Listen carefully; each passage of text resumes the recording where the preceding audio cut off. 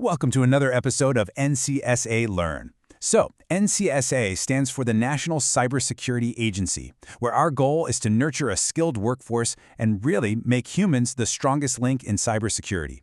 And with this exact intent, we have introduced our Bug Bounty program. It's an awesome initiative, but there's a lot you need to know before you dive in.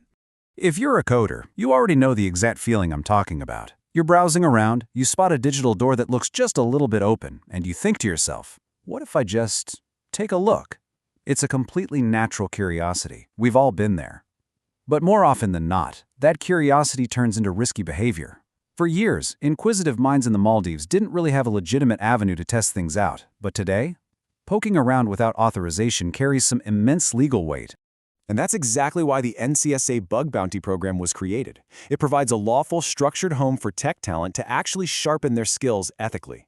It's a wide-open door to test systems and help the nation grow stronger while keeping you firmly planted inside a safe, protected zone. But listen, this entire safe harbor, it all hinges on one thing. The golden rule of the Bug Bounty program is good intention. As far as the NCSA is concerned, your good intention is literally the single defining factor that separates a true defender of the nation from a malicious attacker. Here's the catch, though. That good intention label is incredibly fragile. The moment that's broken, the thin line between a researcher and a threat actor may be seriously blurred. We can only consider it good intention when reports are submitted via official channels.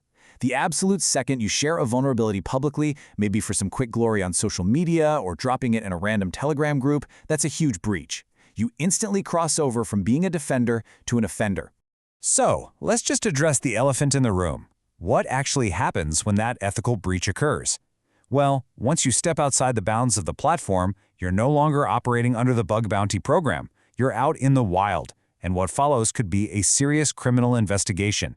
So today, we wanted you to know a few very important facts about the Cybercrime Amendments of 2024. Because these cybercrime amendments to the Penal Code are a serious matter. We're talking about laws ratified on December 9th that formally recognize cybercrime within the Maldivian legal framework. Breaching those means possible jail time and prosecution under the Penal Code. This isn't just a friendly corporate guideline you can kind of bend. We want everyone to understand this very seriously. Just to give you an idea of what we're talking about, these offenses include unauthorized access, or accessing systems with the intent to commit a crime. It covers intercepting data, interfering with systems, misuse of devices, acts of cyberviolence, and even things like computer-related fraud and copyright infringement. But I want you to look really closely at that very first one, unauthorized access, because that is exactly what happens when you decide to just take a look outside of the official program. The crucial takeaway here is that the line between a researcher and a criminal has completely shifted. It's not about how skilled you are. It's not about how clever or complex your hack was. It is entirely about permission and intention. Running a vulnerability assessment without written legal authorization, a proper rule of engagement, is illegal. Period.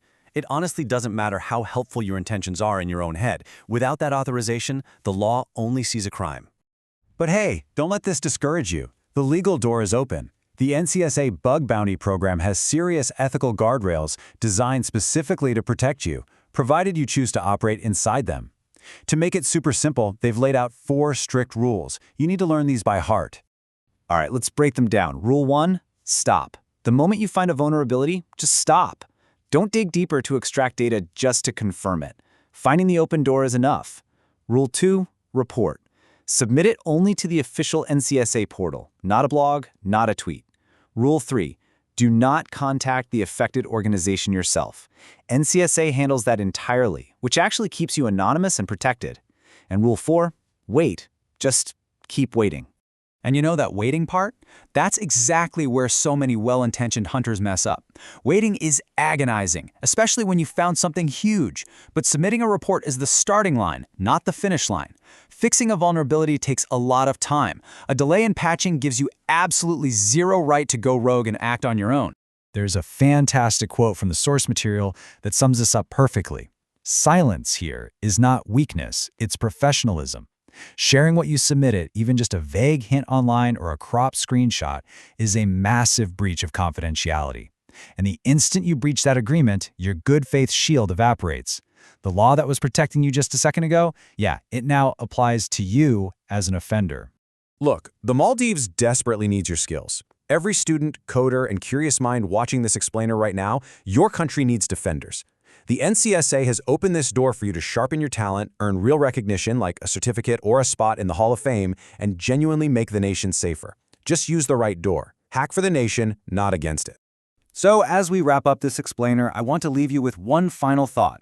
The boundary is clearly drawn, the cybercrime law is fully in effect, and the legitimate path is wide open for you. Next time you see a digital door left slightly ajar, what will your intention be? Will you use your skills to defend the nation through the proper channels, or will you let curiosity push you to offend the law? The choice and the consequences are entirely yours.